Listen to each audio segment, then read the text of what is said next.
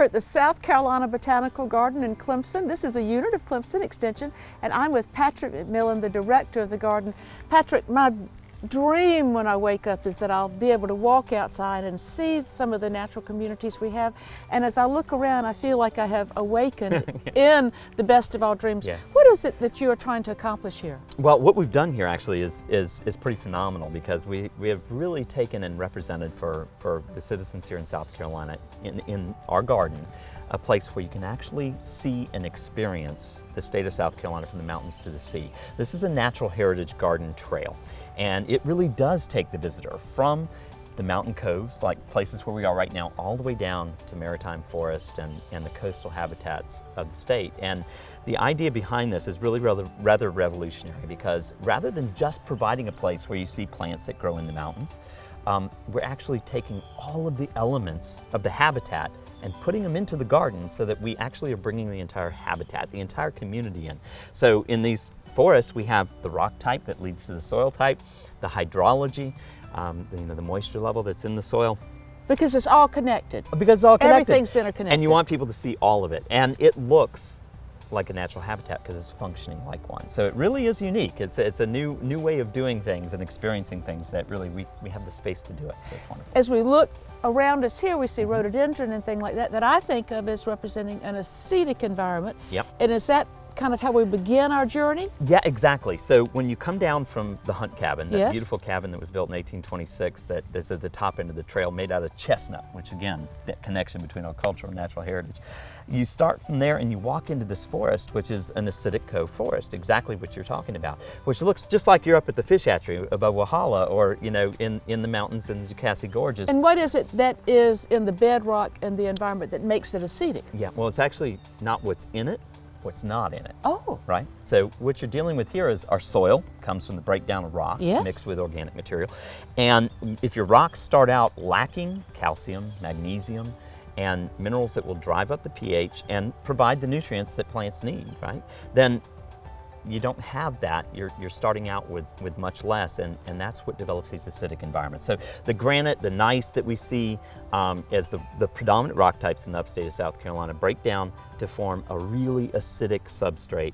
And if you're growing in a poor neighborhood, you don't have the resources to throw things away, right? So you're more likely to be evergreen, slow growing, and hold on to those nutrients rather than tossing them away at the end of the year. So that's why when we look out here into the acidic cove forest, you see from sight line to sight line, you see evergreens, you see the rhododendrons, Yes. the mountain laurels, and even the species that aren't evergreen, like the azaleas. Deciduous Azaleas Yeah. are in a family, same family as the That's right. rhododendron, The that ericaceae. tolerate very well those acidic conditions, right? But then we just moved down a little bit, and what a blaze of color Yeah. and the ephemerals. And so something obviously has shifted as we move into this next area. Absolutely. So right here behind us is a rich cove forest, and it is the polar opposite of the acidic cove forest. And it's not a common habitat in South Carolina, but we do find it in places like Station Cove up in Oconee County, or on Pinnacle Mountain in Table Rock State Park even. There's places that look like this, and it's because the rock changed. So here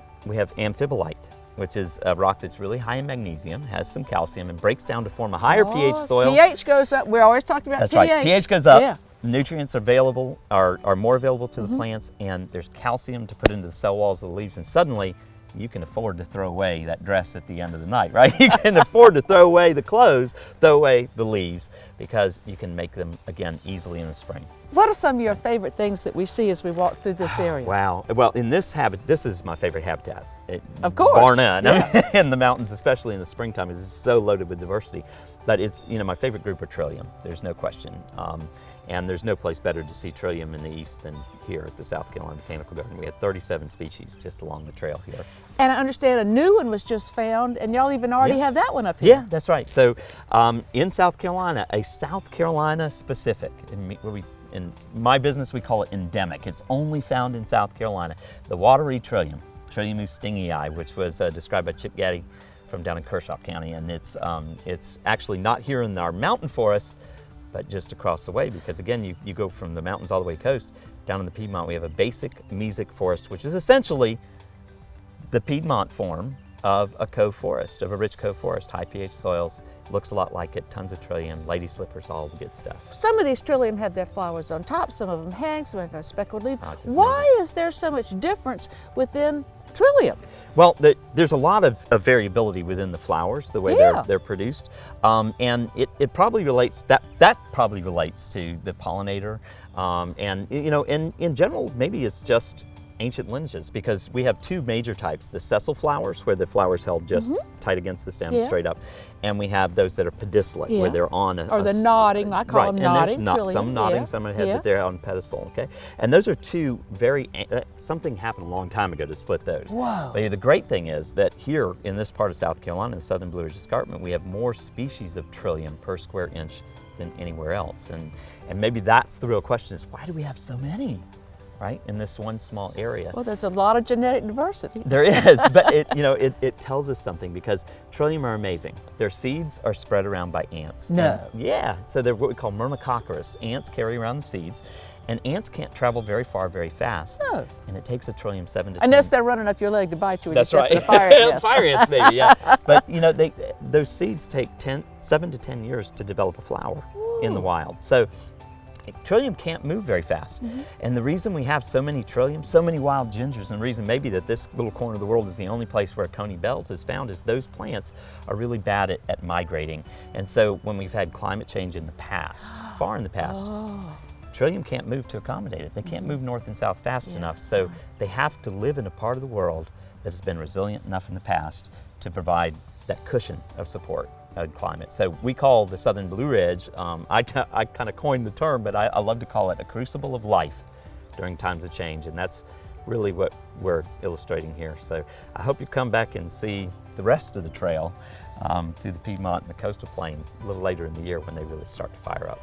I think this is a place where I could come every day of the week and something would be happening just like it does in the wonderful state of South Carolina with its diversity. Thank you for finding a way to package it together and sharing it with all of us who are citizens here. You bet.